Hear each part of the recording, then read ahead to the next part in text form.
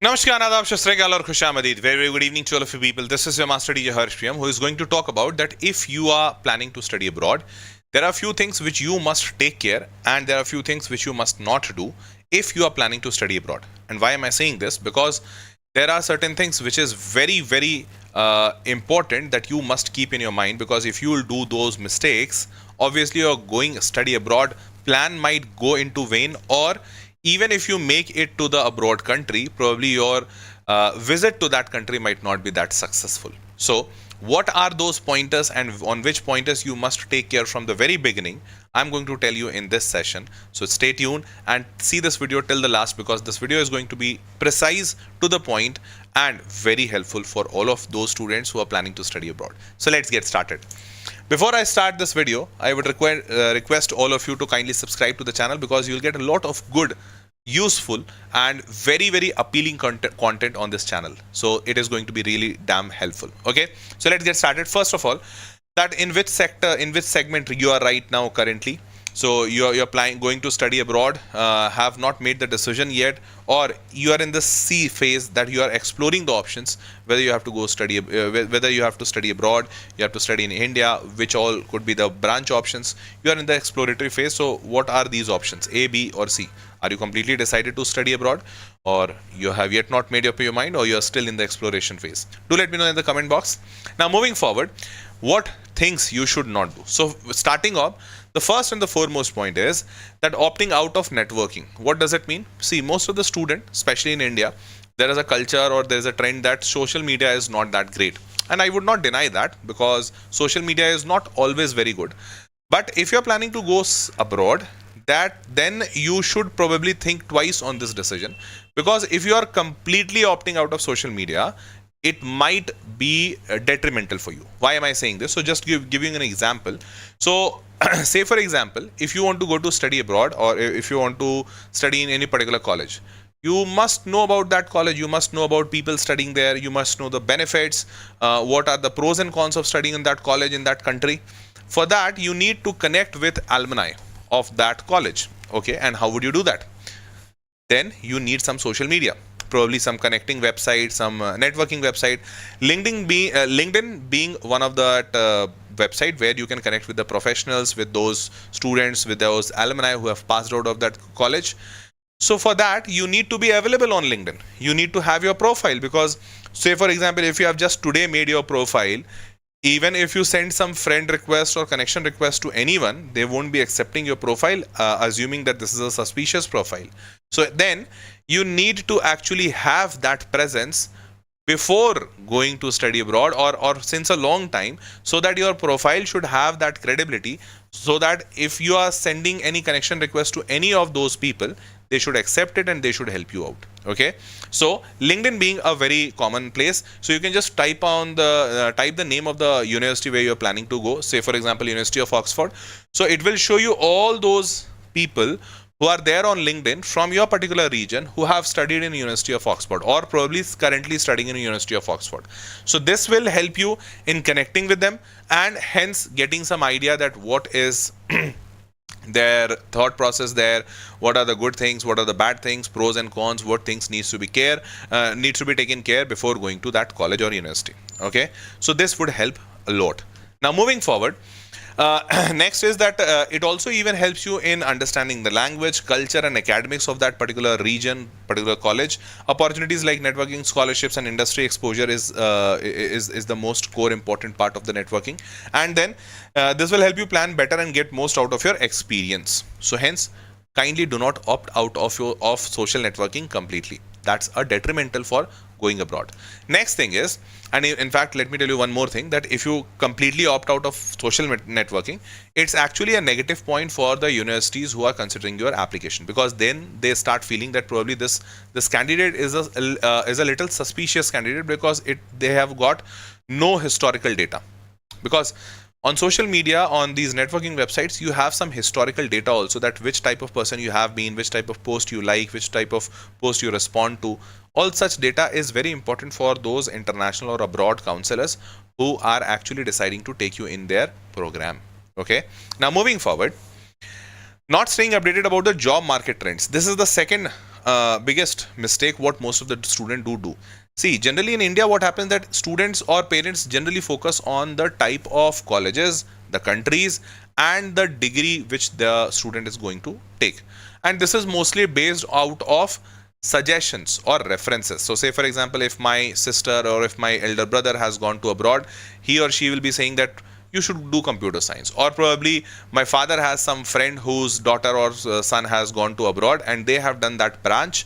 So now my father's friend, he is suggesting that your son should also do this branch, say for that example. But that is not the right method. So why am I saying this? See, this job market is changing very fast, very fast. So just giving an example, 5 years back computer science was the most sought after branch. Right now still computer science is a very lucrative branch, but these days more than computer science, artificial intelligence and data science branches have come into picture. So the time is changing, and then just down the line after 3 years or 5 years, probably computer science would not be in existence. Only computers, AI and data science would be in existence. 5 years back, electronics communication was a very sought after branch, but these days whether it is in demand or not, that's a point of question. So this job market changes very fast, and especially after the introduction of artificial intelligence, data science and the technology enhancement, these branches are changing very fast. So you should actually think twice before taking your branch, and you should do a thorough Reiki or thorough deep research that what is that branch going on to boost or to boom in the coming 5 years or 10 years, because your career is not going to be there only for 2 to 5 years. It's going to be there for next 40 years. So which branch you should choose or which branch you should be in, which will actually go there for next 50 years. So say for example, if you choose automobile engineering or mechanical engineering from abroad, and say for example this like all the fossil fuels are getting over like in 30 to 40 years, so for sure after 12 like after 15 to 20 years there won't be any job in the automobile sector. Probably in that conventional automobile sector, probably EV will rise. So if you have chosen automobile engineering, it will be a backlash for you, isn't it? Probably you should choose chemical engineering, EV market, something of that sort, battery engineering, something of that sort, which will give you employment for the next 40 years. And that is required. Okay. So you should pay attention to these type of news that like global hub for AI innovation, US. So say for example, if you are planning to go to US, then US is good for AI innovations, computer science, global hub for AI innovation, and there the salary is around 90 lakh to 1.25 crore rupees starting salary average for this AI people. Now, but if you go to Germany, this is specialization in AI again, but AI in automation and robotics. They are more pro towards robotics, towards automation, towards supply chain management. Germany is known for that. So if you are updated with the news articles, with the current trends, you would be knowing that which country is better for you for which type of branch or which type of specialization. That is very much important. Fine. Now moving forward, a global race for supremacy in quantum computing. Now this is again a new trend going on, because as the AI and data science is taking over, people are now searching that okay, if data science has replaced or AI has replaced computer science so fastly, then very sure after 5 to 10 years this AI or data science might also get replaced. So what is it that is going to replace AI or data science? Probably it might be quantum computing. And why am I saying this? Just read the news article. Economic Times or Times of Indian Express has mentioned that China is leading the $15 billion investment in its own country for developing the quantum computing superpower. United States has pledged somewhere around $5 billion. So these big giant economies are putting so much of money in quantum computing, then there must be something in this. They would have been able to see something out of this, because unnecessarily they won't be putting this much amount of money. Even India has planned to invest $750 million in quantum computing. So this means that probably this is going to be the next game changer. So if you have understood this, then probably you should even look for quantum computing options. You should do a deep research that whether this quantum computing is going to be the next game changer or not, isn't it? Now moving forward, now the next part is that see, this news is also very important. Finland is looking for international talent, especially in IT. Now these newses will give you a fair idea that which country you should focus on.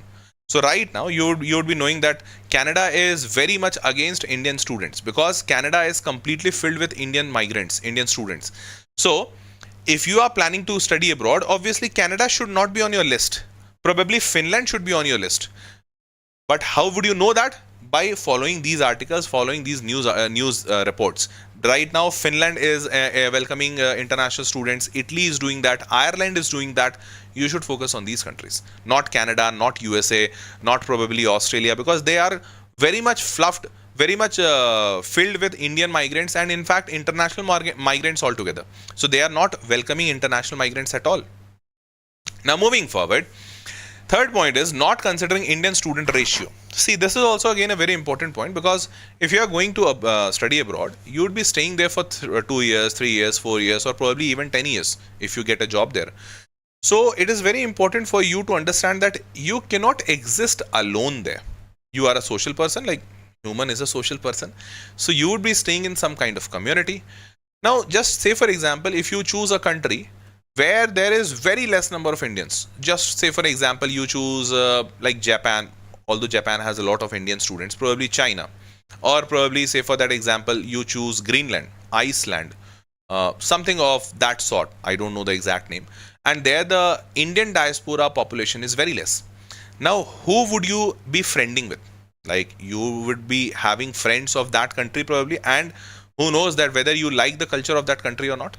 So then it becomes important that you should choose a country where you have at least some kind of Indian diaspora available there, some kind of cultural matching there with your own culture, because a complete 180-degree shift with a culture might be detrimental for you. So just to give you an example, if you go to very cold countries like mountainous regions, there eating big animals is very normal trend, because there they don't have vegetation, they don't have farming. Now, if you are a person who is a pure vegetarian, like you have been vegetarian since ages, your father don't eat, your grandfather didn't eat any non-veg. Now, if you move to a country where finding veg is almost impossible, how would you succeed or how would you survive in that country? That's practically very impossible. So, will you focus on finding the food or will you focus on your studies? Hence, it will be a problem for you, because you will be always in pressure. So hence, this is important that you should choose countries keeping those things in mind. So say for example, if you choose a country which is very high in racism, which is not culturally open, where student communities are not that great, then it would be a detrimental factor for you. Okay. In fact, see, France welcoming 30,000 Indian students by 2030. President Macron says, less welcoming. Canada starts message to international students as it rethinks long-term visa. So here, obviously, Canada is a much developed country compared to France, but you should choose France because France is welcoming you. Canada don't want to welcome any international migrants, especially not Indians. So you should not choose Canada, isn't it? Now, moving forward, even not considering the Indian student ratio. So here you would be able to see the population ratio. See, 83 million, 68 million, 5.38 million, 331 million, 67 million. So first of all, if you see this data, you would be first of all very easily understanding that, okay, these countries do have average kind of population. This country has got very less number of population, and this country has got very high population. So obviously this is a no for you, and this is a yes for you, isn't it? Which country is this? So USA has got 331 million population, and that is why USA is closing its borders, not allowing any international migrant to come into USA borders very easily, because they have got a very huge population. On the contrary, Ireland wants more migrants, more international migrants, because they have got very less number of population, 53 lakhs. 53 lakhs is a population like lesser than Delhi population itself. Delhi is itself a city in India. Delhi has got some 1.4 crore population, if I'm not wrong, 140 million, something of that sort. Can you just imagine? Ireland has got lesser population than Delhi. So obviously they are lacking short on number of people who can work there. So that is why they are welcoming international migrants, they are welcoming international students, so that they can learn their culture, they can stay there and they can work there. And it's a good opportunity for you. So you should choose by looking at these datas. Okay.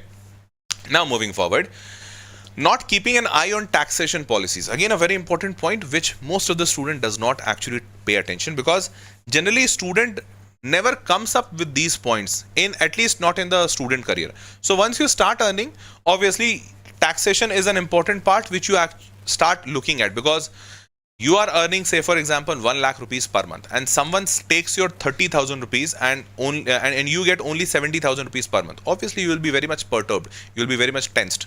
So now you'll be thinking that who has taken my 30,000 rupees, and then answer will come, government has taken your 30,000 rupees. You would not be happy, isn't it? So then the most important part comes, that taxation. What is the taxation? So you might be even watching a lot of videos these days, especially in India, that taxation policies in India is very, very strict, or you can say very on a higher side. In India, people pay taxes on a very higher side, which is not the case in most of the developed countries. So now, obviously, you cannot change the rule of the government. That's a government call. But say so right now, if you are staying in India, you don't have an option. But if you are planning to move out of India, you should probably choose a country which has got a lesser taxation. So say for example, from India, if you are moving to USA, USA has got a higher taxation policies. Obviously, would you like to choose USA? So say for example, if someone says that in India you are earning 20 lakh rupees, now you go to America, you will be earning 1 crore rupees. But in India, on 20 lakh rupees, you will have to pay somewhere around like 15% tax. But once you move to USA, on 1 crore rupees, you'll have to pay 50% tax. Now what is good? Obviously India, man, because in India you'll be paying 3 lakh taxes, you'll be getting 17 lakh rupees. Obviously in USA you'll be paying 50% taxes, you'll be getting 50 lakh, which is higher than India, but there the cost of living would be also higher. So why would you be choosing that? So you have to take care of these taxation policies as well. In fact, currently you see United Kingdom has got a 20%, 40% and even 45% taxation. So that is why most of the people, in fact a lot of students, a lot of knowledgeable, intelligent people, they don't prefer going to United Kingdoms because they have a very high taxation policies. Similarly, in Germany, the taxation policy is 14 to 40. So every country gives a basic bare minimum relief for the taxation. So like in United Kingdom, if you are earning below 13 lakh 95,000, like you can say below 14 lakh rupees per annum, they won't be charging you any taxes. But once you move above 13 lakh 95,000 till 55 lakh rupees, they'll be charging you 20% for this much amount. And if you move even above that, you will be charging 40%. And if you move even above that, they'll be charging 45% of your income. Similarly goes for Germany, 14 to 42% in above this range, and this is 42% and this is 45%. Not that great. France has got 11%, 30% and 41%. Still better. But the best one is United Arab Emirates, Saudi countries. Absolutely zero tax, no tax at all. So if a company is paying you like 1 lakh rupees per month, you will be having 1 lakh rupees per month with absolutely zero deductions. Now just imagine, so if Dubai is paying you 50 lakh rupees package, and these countries, all of them are paying you 1.5 crore, 1.5 crore, 1.5 crore or even 1 crore, which country would you be preferring? Obviously, without any doubt, you should prefer 50 lakh rupees like Dubai, isn't it? Absolutely zero taxation. So hence, these points most of the people don't actually take into consideration, and that is why, see, right now it won't be a problem, at least for next 4 years or 2 years till the time you are in your degree or you are in your college or university, it won't be a problem. But once you move out of your college, which eventually will have to be done, it would be a problem. And at that point of time, there won't be any option for you except moving out of that country. So whether you move out of the country or you take a wise decision right now, isn't it? Now moving forward, next point is not properly accessing the healthcare system. A very, very important point, but most of the students, in fact most of the parents, miss to see this. Now why am I saying this? So say for example, you are moving out of India. So basically, if you are moving out of India, obviously in 2 years time period or 4 years time period, till the time your education is there, you would be needing some basic healthcare facility, because it's not going to happen that you won't fall ill even for a day in that abroad country. That's not practically possible. So say for example, if you fell ill or if you got something terribly wrong, you need to visit a doctor, you need to go to a hospital. Then you need to take care that, okay, what would be the bills, how much time it would take, and whether would I get a good doctor or not. So you would be choosing a country which is on a higher side compared to India. So generally people do choose USA, Canada, something of that sort. I'll give you an eye opener for USA. Just see this data. In USA, The average doctor fees, consultation fees is 51,000 rupees. I'm not kidding. This is Economic Times. 51,000 rupees versus 1,500 per doctor visit. American woman compares USA versus India healthcare and her verdict, and so on. This is actually the reality. In USA, the average doctor visit cost is somewhere around 51,000 rupees. Can you just imagine that? 51,000 rupees. In India, it is shown 1,500 rupees, but in reality, we all know it's somewhere around 500 to 1,000. So if you go to some Bangalore, Mumbai kind of place, then it's 1,500. Otherwise, it's 500 to 1,000. But in USA, the average is 51,000. Even if it is lesser, it might be 45,000, 40,000. Just leave it. Even if it is 25,000, that's way too high, man. Way too high. And the second most sad part, in fact, the woman which is being talked about here in this video, I have seen her video. In USA, the average wait time. So in India, if you go to see a doctor, you went to see that doctor today, and that doctor will see you today only because you are in pain. That is what normally happens in India. But in USA, this does not happen. In USA, minimum wait time is 1 week. So if you are ill, after 1 week, doctor will see you. Now just imagine, I am ill today, I need a doctor today. Otherwise, like, what is the fun of doctor seeing me after 1 week? In India, it happens the same day, but in USA, it happens after 1 week. In India, if you have to go for a surgery, the normal wait time is around 2 weeks to 4 weeks. Like within 1 month, your surgery would be done. Doctors would be available. In USA, the average wait time for any surgery I am saying, if it is not life-threatening surgery, if it is not an emergency surgery, then average wait time is minimum 3 to 4 months. Then, so after knowing all this, now, did you understand that what's the importance of choosing or seeing the healthcare system of that country? Why is it so important? Because, or say for example, if you are moving from India to Zimbabwe, say for example, IIT Zanzibar campus, IIT Madras has opened a Zanzibar campus. If you move to Zanzibar, and now just imagine that in Zanzibar, the doctors are at least 50 kilometers far away from your campus. Would you be preferring that? Obviously no, man, because if you are in the time of need, if you are something terribly wrong has happened with you, God forbid it should not happen, but if something has happened to you, would you be traveling 50 kilometers just to see a doctor? That's practically very impossible. So then you need to actually take care of these things. Fine. Moving ahead. Some countries, USA, like always check medical coverage before moving on, and this is very important. Always have insurance in foreign countries, because in foreign countries, how the medical system works, you don't know. So you need to have a medical insurance for sure. And that is why 90% of the countries, international countries, do make it mandatory for any international migrant or student to come into their country with a medical insurance at least, because they don't want anyone to be in dilapidated condition and they don't have an insurance. Okay. Now moving forward, next point is ignoring visa requirements. Again, a very important point, because in most of the countries, a lot of countries do ask you to have some minimum fund in your account. Then you need to show your proof of funds in your accounts. And a lot of time it happens that students do get an admission in the college, but they don't have funds in their account because they have got an admission in the college because of the scholarship. So they don't know the visa requirements, and hence their visa do not get approved even if the college has given them the offer letter, because for every country has their own visa requirements. So you need to check that out, that what is the amount they are asking it to be there in your bank account. Okay. So that is again important part. Then financial proof of issues. In fact, a lot of visa requirements need to show you your financial proof, like whether you are a very poor guy in India, whether you are a rich person in India. Because of this also, visa gets rejected. Low academic performance might be one of the reason. Weak SOP might be one of the reasons. So these all points are important for visa. Now, Canada making millions of rejected students visa, expert weighs. In fact, there was a news recently that Canada was making somewhere around 700, please see this number, $700 million, 700 million Canadian million dollars every year in visa fees. Now, the best part or the funniest part, out of this $700 million, Canada was making $354 million through visa rejections. Visa rejections means, just imagine that Canada is actually earning 700 minus 354, so $346 million through visa fees. But Remaining $354 million Canada is earning because of the rejected visa.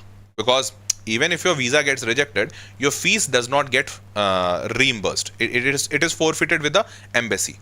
So just imagine, more than the visa fees they are earning from visa rejection. Can you just imagine that? This has been a news. In fact, whether it's written here or not, this resulted in government earning $707 million visa fees with $354 million from rejected applications, adding financial and emotional stress to students and their families. This has been into news. So you can very well imagine that this could be really challenging and tormenting for you if your visa gets rejected, and obviously the benefit would go to that country. So it does not make any logical sense for your visa to get rejected. So better be prepared before applying for the visa. Okay. High visa rejections, Indian student worry. New Zealand also has got the same thing. In New Zealand also there is a high visa rejection, and the most important reason or the most prominent reason is insufficient proof of funds for genuine intention of studies. In fact, a lot of times what happens that Indians do have genuine intention to studies, but they are not able to show that genuine intention to the visa assessing officer. So even in that case, visa assessing officer write that I don't find the student having genuine intentions to study in New Zealand. So because of this reason also, the visa gets rejected. So New Zealand has also got a very high visa rejection. Fine. Now, ensure that all documents are accurate and up to date. Strong financial proof, purpose of statement, follow visa rules, early application, and seek expert guidance if you are newbie here. If you do not have any further good experience level in this field, always try to have expert guidance. They would charge you some amount, but at least it won't be a scenario that you have been rejected by all places and now you are having no options. They would charge you some amount, but they would at least ensure that you don't get rejected. Okay. Now moving forward, in fact, I have taken a very detailed video on education loan also, because a lot of students seek education loan for studying abroad. If you have not watched this video, you can watch this video as well. Okay.